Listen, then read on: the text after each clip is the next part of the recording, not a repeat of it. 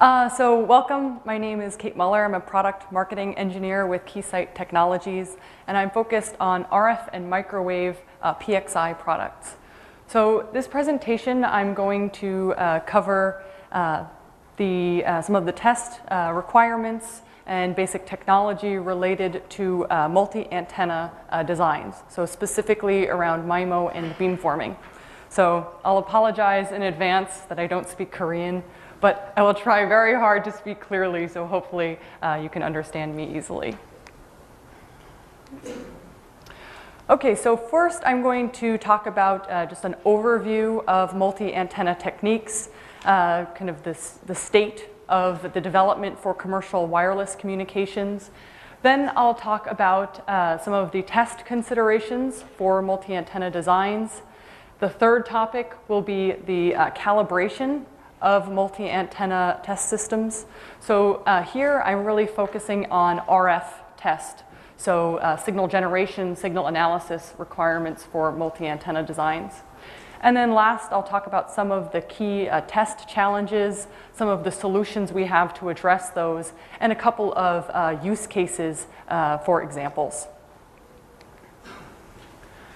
So I think this is a theme that you've already heard today, right? Increasing data demands due to a lot of mobile devices connected to the network. And so the same is true for why we care about multi-antenna designs. So the way that service providers are addressing the need for more data and more users on the network is really to make better use of the spectrum that we have. And there are a number of different technologies being developed and deployed to address that. So we have things like carrier aggregation, which we already spoke about, moving to wider bandwidths, using more spectrum, also using higher order modulation. So now looking at things like 256 QAM, so moving to more complex modulation formats. Then the multi-antenna techniques, so MIMO and beamforming in particular, which is what I'll cover here in more detail. And the last way that we're trying to address the need for more data is heterogeneous networks, so offloading capacity from the network. So all of these are being investigated and used for the latest commercial standards like LTE Advanced, 802.11ac for wireless LAN, and the latest emerging 5G. So in this table, I'm comparing some of the key characteristics for different wireless formats. The key takeaway here is if you compare the latest, so LTE Advanced with the previous generation LTE, or the latest 802.11ac compared to 802.11n, we see higher peak data rates, right? And this is achieved. We can get there with these higher transmission bandwidths, the higher order modulation, and in particular, what we'll talk about more here is MIMO and the beamforming. So 5G is still, there's a lot of work to do to define 5G, but already talk of massive MIMO, so very high order multi-antenna techniques being used.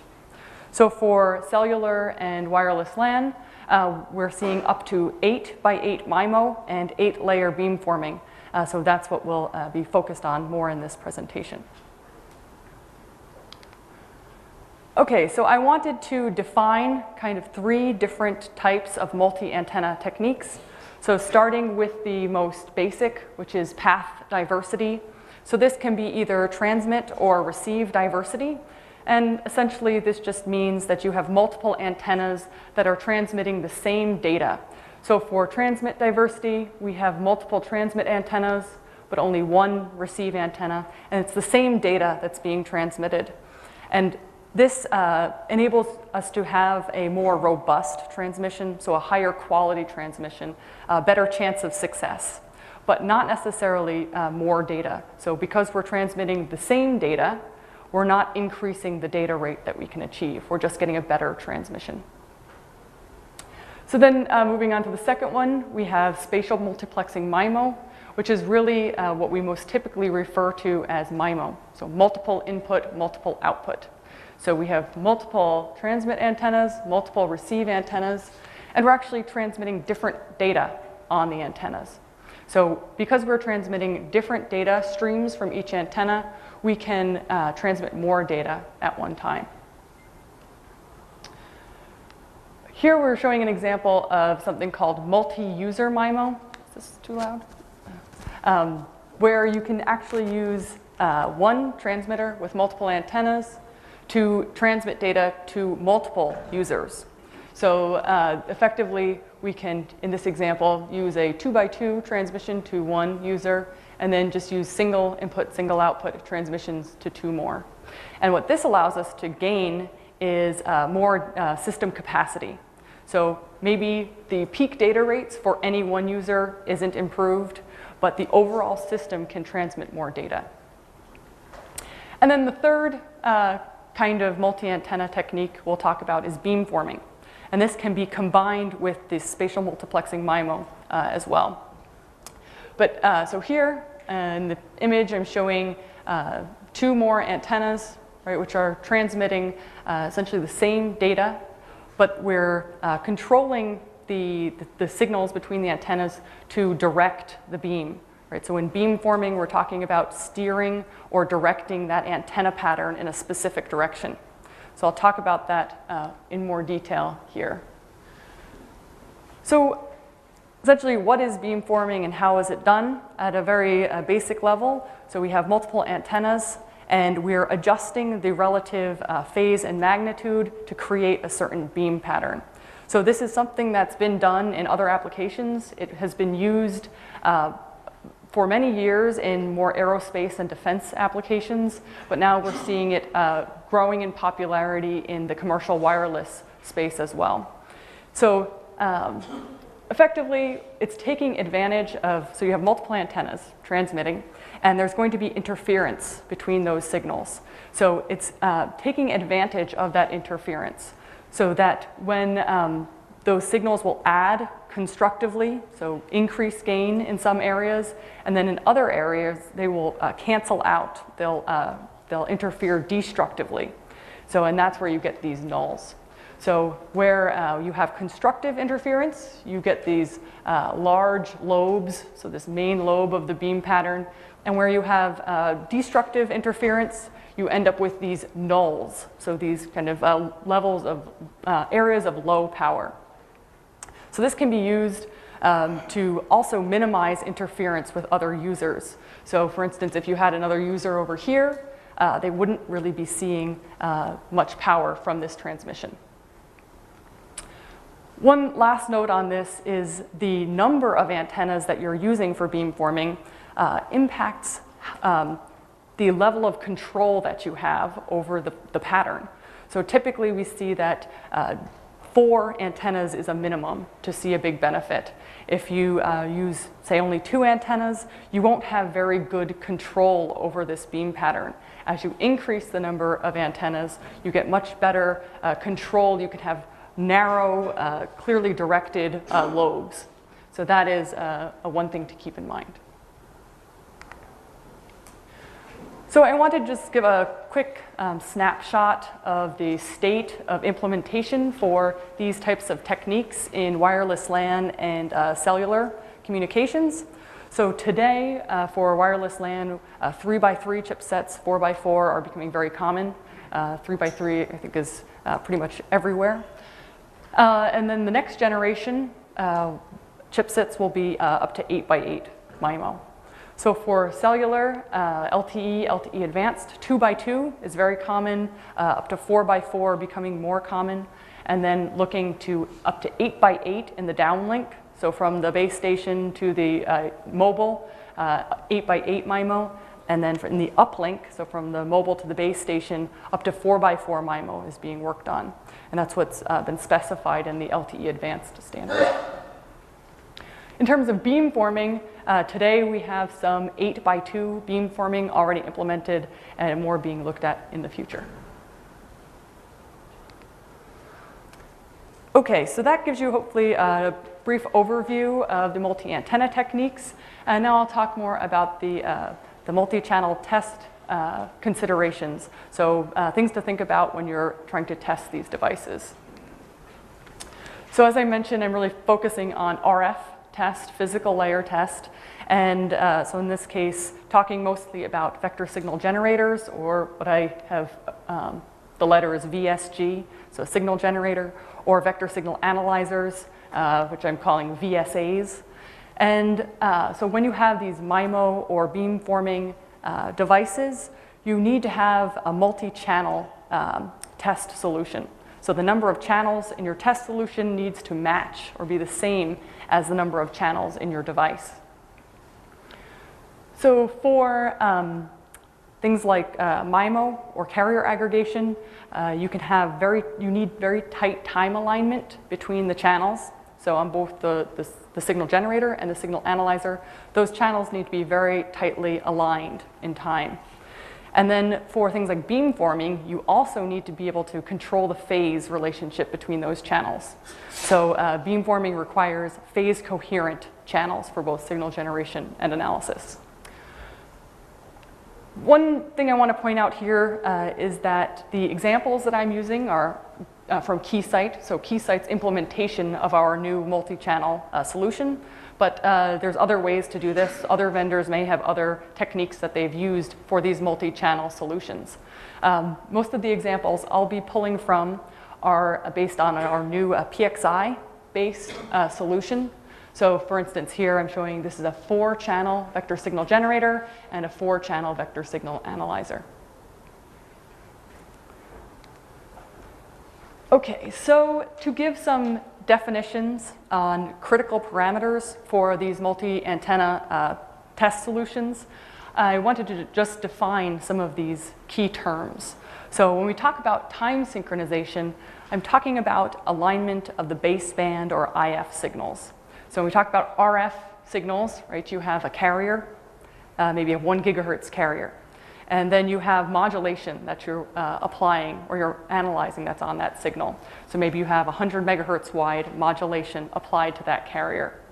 So when we talk about time synchronization, we're talking about alignment of that modulation that's on the signal. So when we talk about the signal generator, it's how aligned are those waveforms that are getting played out of those signal generators. And then on the analyzer, how good is the alignment that you have between the acquisitions? This can be done mostly by synchronizing clocks and triggering. So we'll talk in more detail about how that's implemented, but you can get very good time alignment by just sharing a common clock and using appropriate triggering between all of the channels. To get phase coherent operation across your channels, which is required for beamforming, it's a lot more complicated. It's a lot more difficult than that. So for phase coherence, we're talking about alignment of that RF carrier, right? So that's a 1 gigahertz carrier, that those signals need to be perfectly aligned on all of your channels. And we do this by sharing a common local oscillator between all of the channels. So you obviously need to have a flexible architecture in your hardware to be able to share that common local oscillator. Lastly, there are two kind of measures of performance. So how good is your synchronization? And that is skew and jitter. So skew is the fixed offset that you'll have between channels. So maybe every day, every time you make a measurement, there's going to be, say, a 1 nanosecond difference between your channels. But you know that that's going to be 1 nanosecond. So because of that, you can correct for it. You can calibrate that out. And that is skew. And so you can calibrate out skew. Jitter, however, is a varying difference from measurement to measurement. And because you don't know exactly what that value is, you're not going to be able to correct for it. And so jitter is going to contribute directly to a measurement error or uncertainty.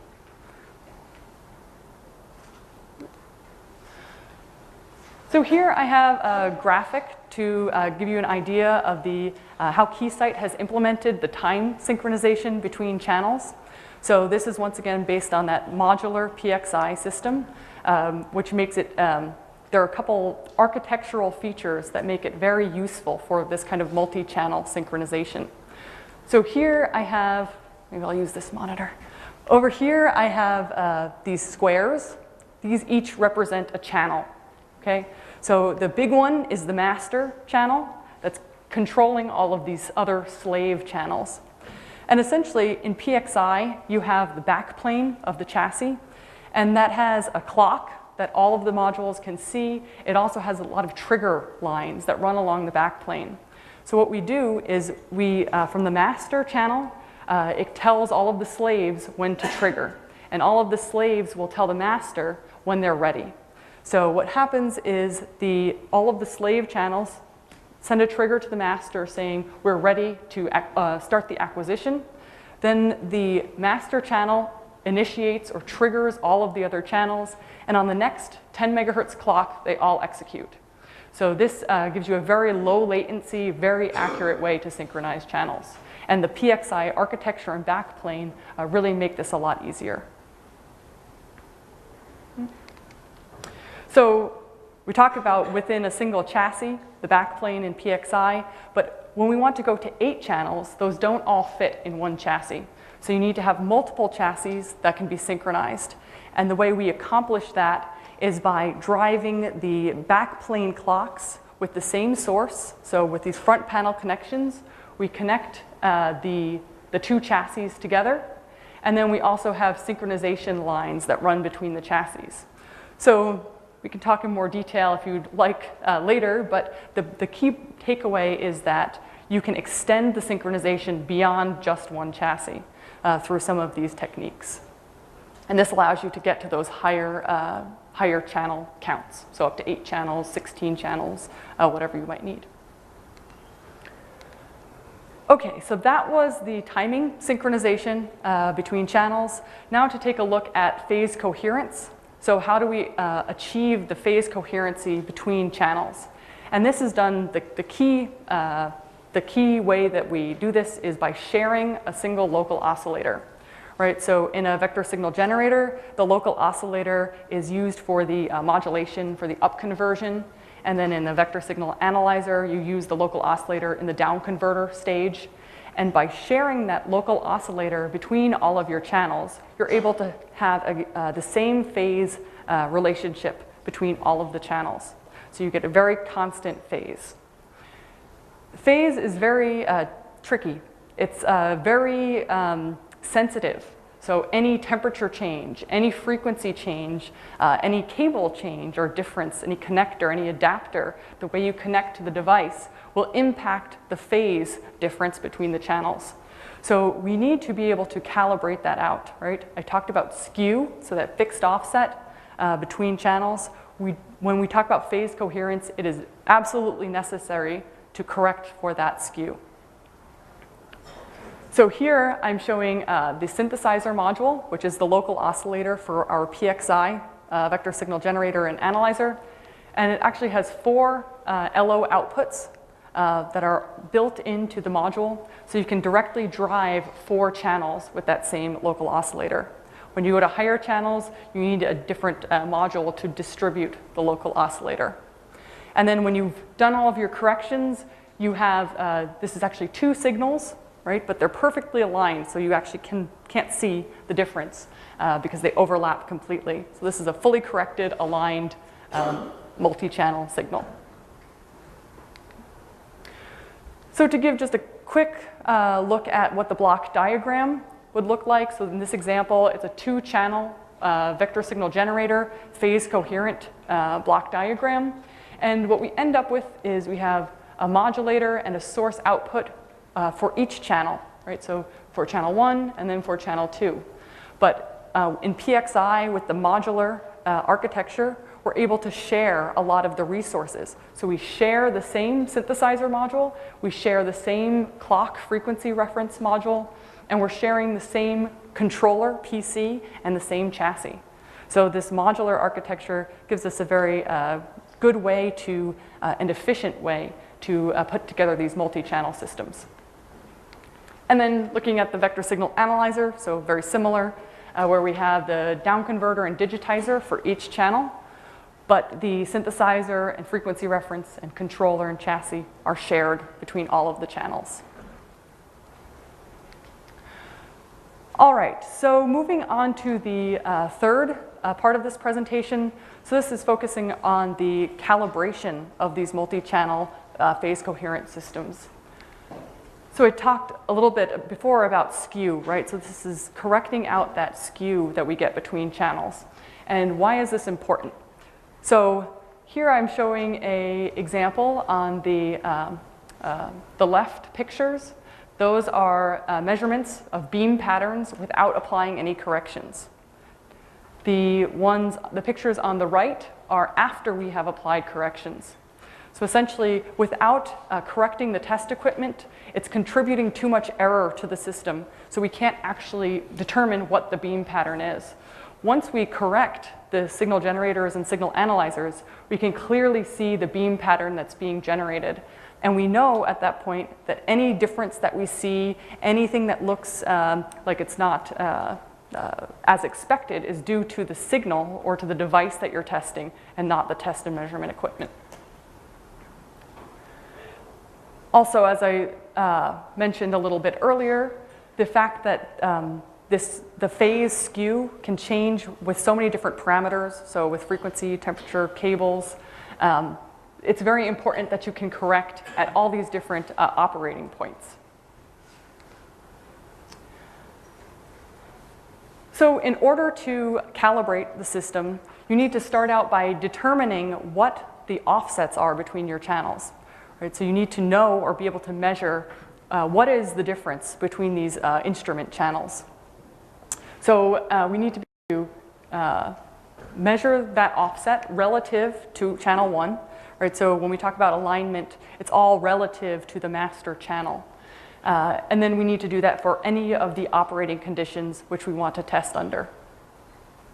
And then once we have those correction values, we can apply them to the hardware to align those channels. So here I have an example, simple 2-channel source example. This is what the output of 2 signal generators looks like on an oscilloscope, right? So you can see the carrier in there, the fast-moving signal, and then you can see the modulation that's being applied. So for the time synchronization case, we're really trying to just line up where this modulation starts. So we have this timing skew that we measure. For example, I've said it's 500 picosecond delay. So I need to apply a minus 500 picosecond offset to the second channel to get them perfectly time aligned. Then in the middle picture for phase, once I've time aligned my channels, now I zoom in and so I can see the carrier. So this is this carrier that I'm looking at. And I can see there's a little bit of an offset there. So if I measure that to be 50 degrees, for example, or I said minus 50, then I apply a plus 50 degree phase correction to my hardware. And so then I end up with my perfectly time-aligned signals. For the how do you measure those offsets between channels? So for a vector signal analyzer, I think it's pretty simple. It's pretty intuitive. You could just take one vector signal generator, you use a divider, a high-quality power divider, and then you feed that into all of your channels, and it should be the same exact signal. So any difference that you measure, you could say, I know that's because my channels are offset. There's some difference between my channels, and then you can correct that. On the vector signal generator side, it gets a little bit more complicated. So like with the previous slide, you can use something like a 4-channel oscilloscope. So you just take your 4-channel source, you feed that into your multi-channel oscilloscope, and you can measure the difference. But if we're talking about getting to 8 channels, that becomes difficult, right? So you would need to come up with a new way to, maybe it's doing it several times, right? The first 4, then the second 3 channels. Anyway, it becomes difficult to scale this approach. So for higher frequencies, it's going to be more expensive. So the takeaway is that Keysight has invented a new way to actually determine these corrections for the vector signal generators. So the way that we do this is we can actually now take a multi-channel vector signal generator. This could be any number of channels. We use a combiner to combine those signals, and then we can just use one vector signal analyzer to determine those corrections. We do this by using an OFDM-based waveform. So OFDM stands for orthogonal frequency division multiplexing. It's a type of modulation that's used in things like LTE Advanced, LTE 802.11n, and AC. They all use this type of OFDM signal. And OFDM signals are made up of multiple subcarriers. And so here you can see each of these is a subcarrier, and they're spaced in frequency such that they don't interfere. So by using this type of signal, we generate a subcarrier from each vector signal generator channel, and then we combine them, and it looks like an OFDM-based waveform to the vector signal analyzer. And the analyzer can then tell which subcarrier came from which signal generator and can determine the offsets. So it can tell the relative phase and time offsets between those channels. So now that we have measured those differences between channels, we need to just invert, so take the negative of those values, and then we apply those as corrections to the hardware. So the hardware needs to be able to accept those corrections. So the hardware needs to have a way to adjust the phase and time alignment relative to each other. So that's a function of just the hardware design. This is not post-processing. So this is actually adjusting the channel-to-channel synchronization at the hardware level. And once you have that applied to the signal generators and the signal analyzers, then you have a truly phase-coherent aligned system. Okay, so now to move on to the last topic on some of the common test challenges and a couple of example use cases. So the three most common test challenges that we see around these multi-antenna designs are really around the complicated test setup. So when you have this multi-channel system, you need to get this very tight time synchronization and phase coherence. It can be very difficult to configure and make sure that everything is working right. The second challenge is around how to visualize or validate your device fully. So with these complicated standards like 8x8 MIMO for LTE Advanced or wireless LAN or beamforming, it can be difficult to understand if everything in the device is operating correctly. So you need a way to be able to see all the different aspects of the signal. And then last, the cost of the test equipment and the size of the test equipment can get very large as you get up to 8 channels. So being able to manage the size and the cost as you increase the number of channels is another common challenge. So to help address this challenge of complicated test setup, Keysight has reference solutions. And essentially, a reference solution pulls together the hardware that you need, the software applications that you need, and any other utilities that might be needed. So in this case, we've talked a lot about the hardware today, but you also may need software to generate signals or software to analyze signals. And one of the key things that we're providing in this reference solution is these utilities. So there's a multi-channel configuration utility, which will route all those backplane triggers for you and synchronize all of the channels. And then there's a calibration or correction utility, which will actually determine those correction values for you. So that patented way I talked about to determine the vector signal generator corrections, there's a utility implemented to derive those correction values for you.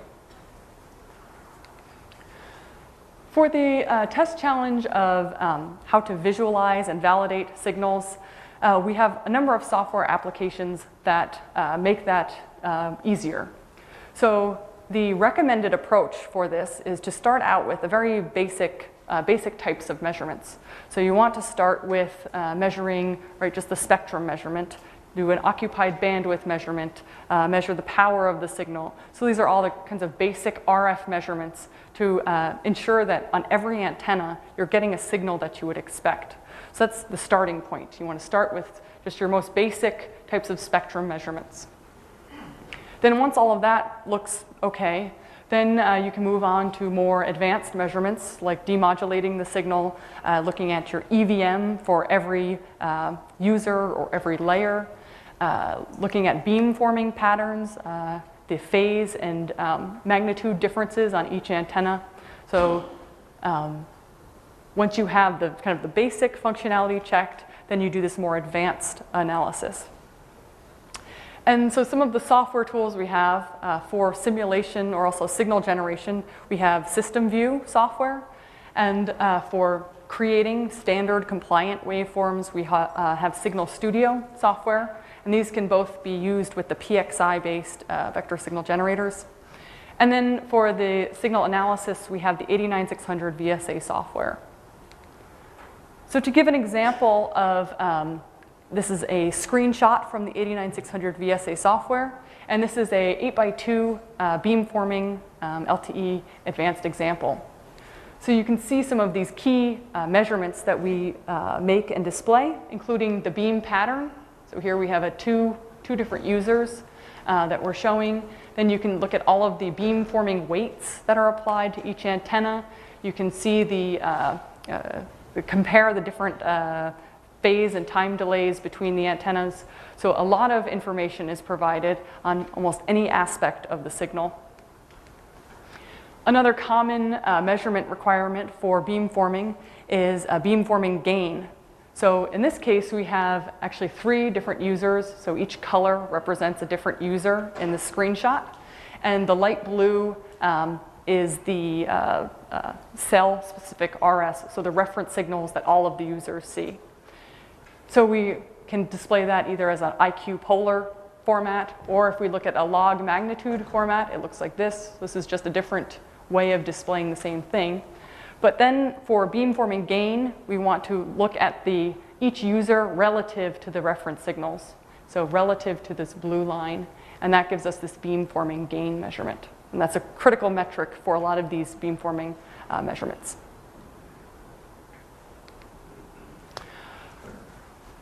So the first of the case studies that I want to look at is an LTE advanced MIMO throughput test. So in this case, we have the System View software that is creating the waveforms and controlling the multi-channel vector signal generator, which then outputs the test signal to the device under test. Then the multi-channel vector signal analyzer acquires the returning signal from the device under test, and the 89600 VSA software performs demodulation and analysis of that signal and feeds the results back to System View. So with System View, we can close the loop. So we can do this closed loop testing, and System View will then calculate the throughput that we're able to achieve in this example. The second case study this was actually one of the first customers for our new multi-channel PXI-based solution. And this was a university in China working on 5G research. And the requirement was for an 8x8 phase coherent system for both signal generation and analysis with very tight synchronization between channels and up to 160 megahertz of bandwidth. So here's a picture of the solution in their lab, and we were able to deliver this in a very compact form factor, right? So this is the equivalent of 16 different instruments, all in just shown here. So with this, we also delivered the utilities to help with the configuration and also the corrections. Okay, so just to quickly summarize what I've covered here today, I've talked through the latest enhancements with the spatial multiplexing MIMO and beamforming needs and the requirements for tightly synchronized phase coherent channels. We talked more about the calibration, so how to ensure that your channels really are perfectly synchronized and how to correct for any of this skew or the difference between channels. And then lastly, we talked about some of the solutions that Keysight has to provide this in-depth signal generation and analysis solution for the latest technology.